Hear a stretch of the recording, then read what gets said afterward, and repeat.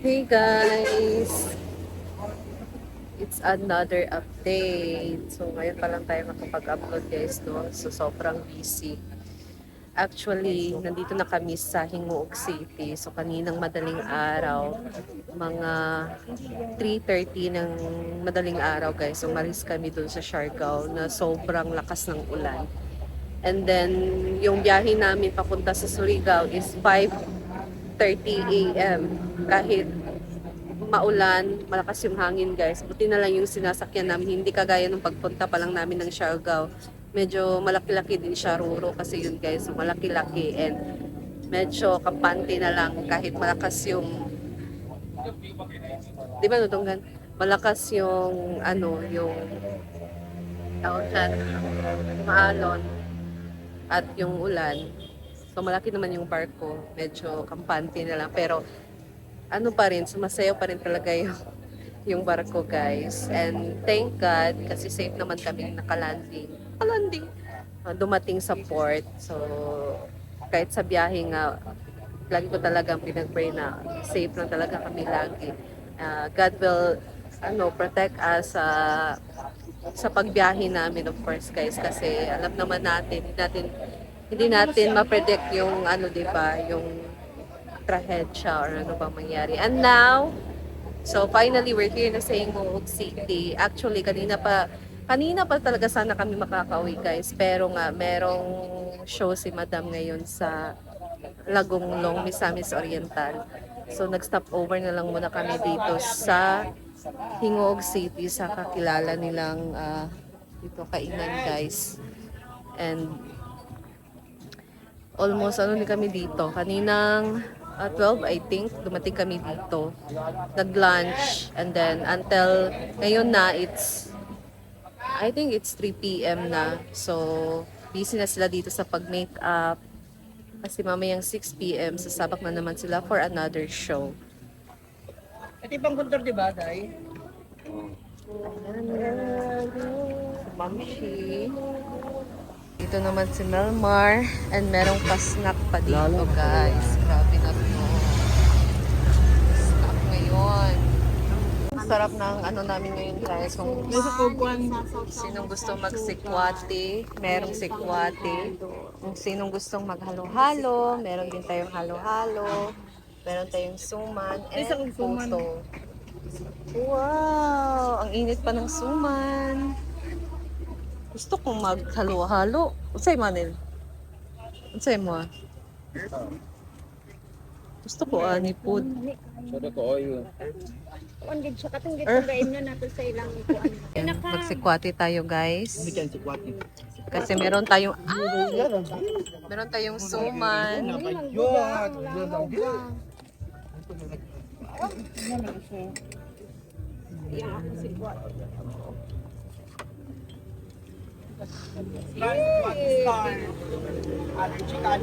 Langaw.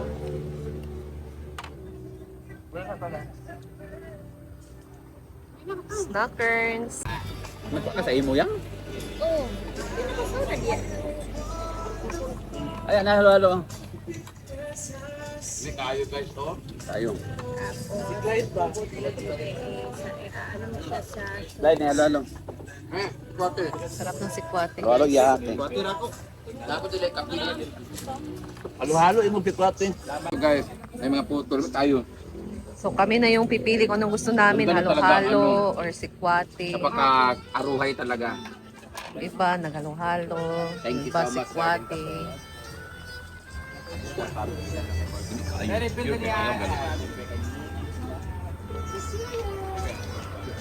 Wala! Doon to pag-picture ganyan. Oh, dire. Dire.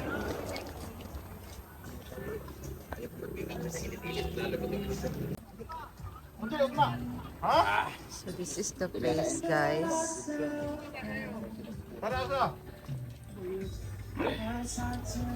The light.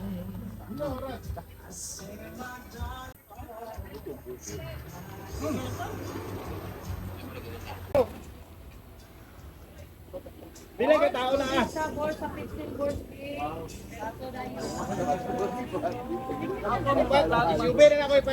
ba po sa Nga kanina ang sikwati kay mulami ba na siya. Grabe ang ganda. Talagang sa dito na yan. Paloy Ay!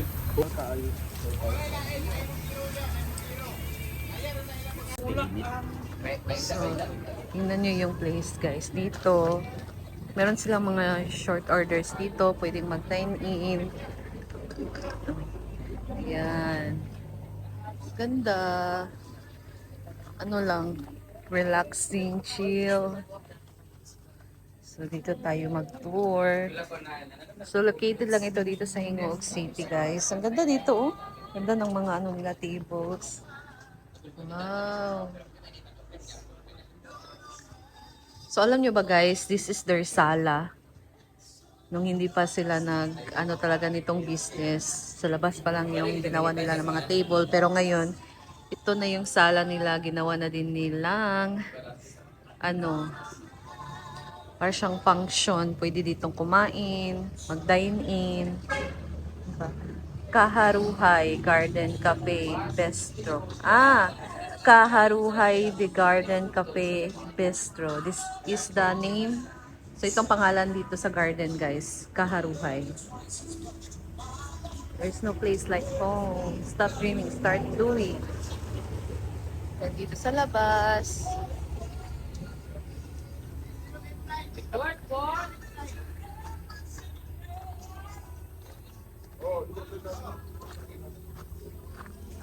So, dito tayo mag-take ng orders.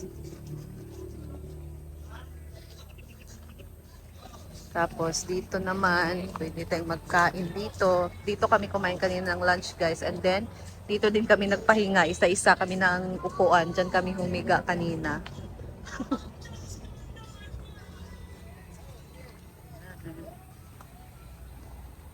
Dito naman, merong fountain. Nakalak siya, ano guys, fish pond. Ganda dito. So ito yung ganap natin ngayon guys. Buti na lang hindi nawala yung ano swimsuit ni Scarlett.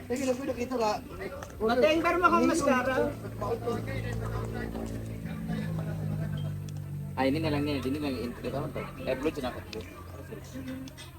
Kanilang video kanang nga. Hindi to may ganyan ganun para abot 10 minutes mo.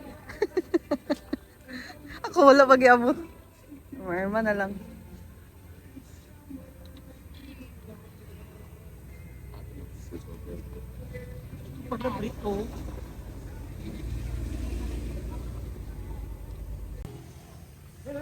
Hi guys! So kami ay mga evacuees from Siargao.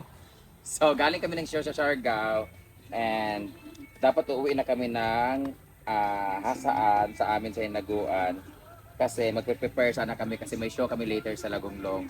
But syempre pag umabot kami ng hasaan, babalik na naman kami for like 30 minutes to 1 hour papunta dito sa Lagonglong para mag-show. So hindi na kami umuwi ng Asaan. Dito na kami nagstay sa Hingoog kasi after Hingoog, Lagonglong na. So dito kami ngayon sa The Garden Cafe and Bistro sa Kaaruhan na kung saan napakaayahay ng lugar talaga. Guys, if you're looking for very native, very unique restaurant na parang talagang napaka-nature na nature talaga yung itsura niya kasi from the plants, from the flowers, and cottages, ang tawag nito, yung mga kahoy. Talagang puro kahoy talaga kung makikita nyo. I-tour ka kay later. But for now, pag-make up muna kami dito kasi 2 hours pa yung biyahe papuntang Lagonglong sa show. So, tapos na mag-make up si napakagandang si Maring Mar at si Ma'am si G.A. Kamulo. Ay, hindi ko pala sila tapos. Ay, hindi mo, piling ganda. Ito gwapo. Wow, di ba? Ang ganda ng make up ni Ma'am si G. Gusto ko ang ganyan, smoky. Ba't kay Vilmar? Ay, gusto ko yung dirty. Gusto ko yung smoky kasi yan talaga yung lagi kong makeup, smoky talaga. Kasi hindi talaga bagay sa akin yung pa-sweet na makeup kasi mata ko is very very matapang na siya. So ang mahirap lang talaga dito magpatuyo ng foundation at lalo pag hate na hate ko talaga mag-makeup ng tanghali talaga kasi pawisin talaga yung ba't na ganito pala ako? Hi! Mali. Hello. Hi! Wako kailan ninyo? Charot lang. Hello! Sa mga pupunta dito guys, pag gabi, papakita ko sa inyo pag... Hello mga kawatan! Hello pa! Mali, inilagay kong makeup pala. Dapat ito na lang mag-ano ako kasi. Okay na yun. Ang init nito, hindi kaya ng ano. Pag na ano to mamaya. Hindi ka na naman kasi Lubat. Hindi, kailangan ko maganito. Magilamos ka. Church. Kailangan ko maganito guys. Pag naglagay ako ng makeup, pag foundation lang talaga ginamit ko. Pag nagpawis mamaya matatanggal. Iba talaga yung ano sa akin. Kasi pawisin talaga ako. Iba talaga tong ano to. Kasi pag nilagay ko ng ganito, fully packed. Tinan mo, hindi itsura ko hati mamaya. And yung pansit talaga yung the best talaga dito.